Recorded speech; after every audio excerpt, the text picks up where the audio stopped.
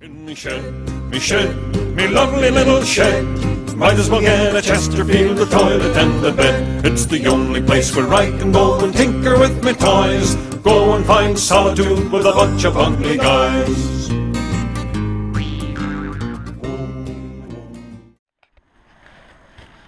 As you guys seen from the intro, getting another snowstorm. This is just a day later from my other one. I was already out today to do a little snow blowing, but I'm not going to go to work because the roads are too bad. So instead, we're going to come in and install my Heat Demon grips that I got with my bike. It's a dual zone, so you can pick the thumb or the hand.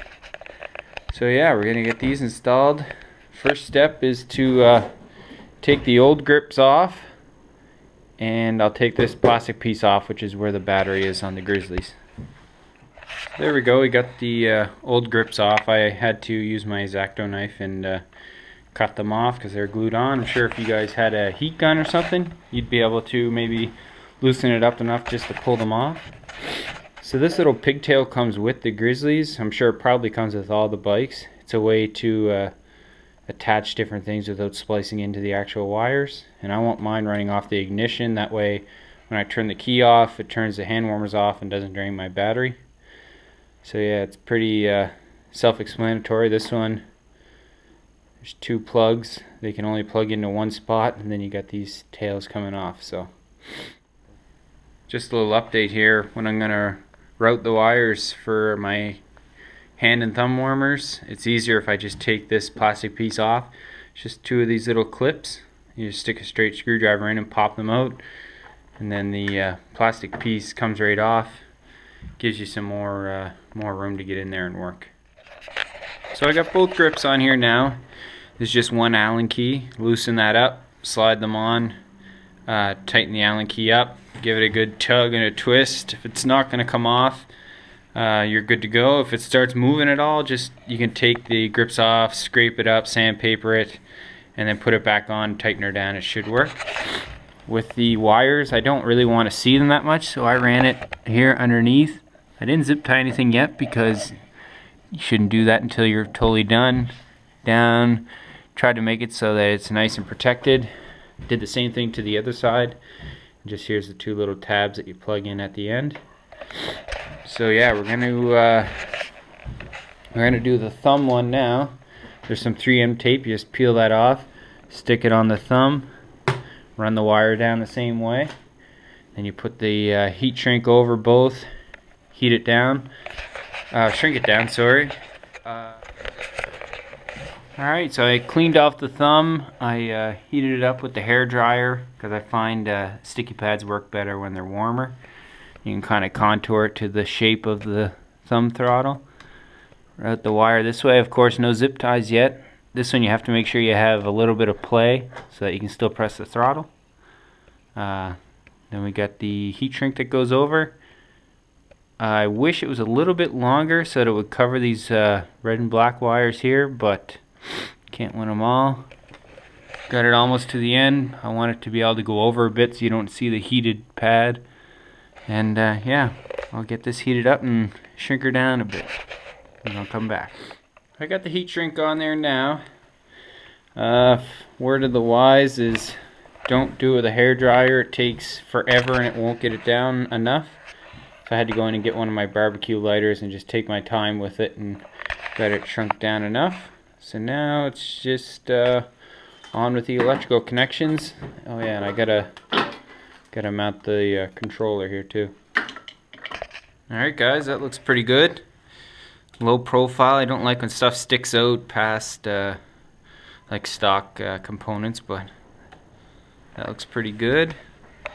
A lot of fiddling around, especially getting this one in to get around, and you have to hold the lock washer underneath. But anyways, you can adjust it a bit up and down, turn it if you want, but right there is just about perfect for me. So now I got the wires going down through, all going into here. A few more things to do, just hooking up the electrical stuff, and then should be done. Alright, we got the 3 connections done, the 2 hand and the thumb. They're all interchangeable, so you can't really screw that up.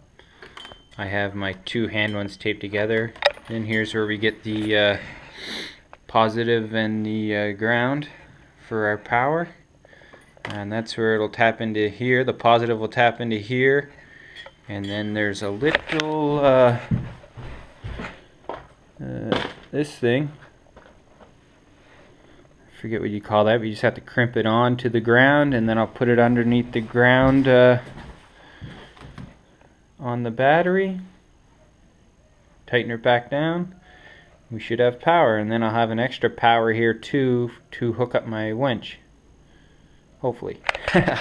So anyway, alright, so I got the ground down here. I actually broke the original one. I crimped it too hard and then it broke off. But I had some extra ones in the house there. Of course, I'm not leaving the wire all loose like this. This is just to hook it all up, test to make sure it works, and then I'll clean up the wires and put everything away. Here's the pigtail that the bike comes with.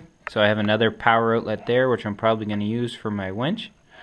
I'm using this one for the heated grips. Just crimped it down, stripped the wire back, crimped it down. And I'll put some tape on this so nothing else gets in it.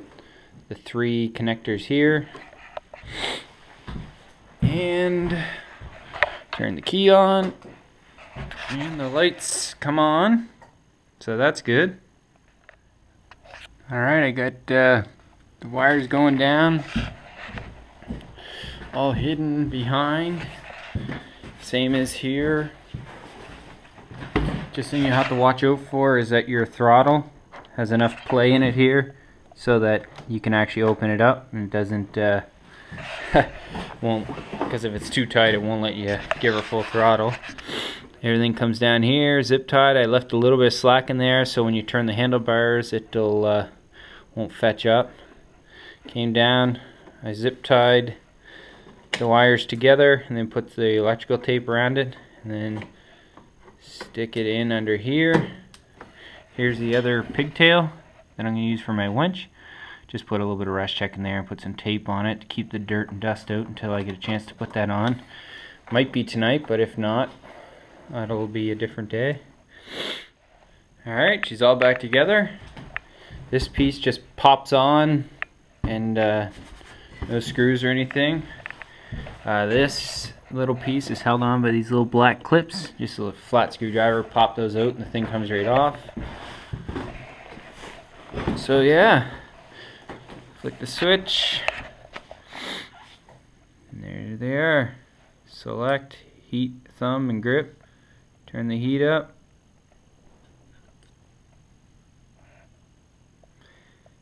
We're good to go. Look at that. Just like I knew what I was doing. So anyways, yeah, we got the hand warmers on. That's great. The next thing will be the winch, which I got from Yamaha, so it should be fairly easy. Plug and play. It's a Warren 3,500 pound winch with a cable. I wish it had the rope, but it doesn't. Might upgrade to the rope at some point. But anyways, yeah, thanks for watching, and I guess I'll see you guys on the next one.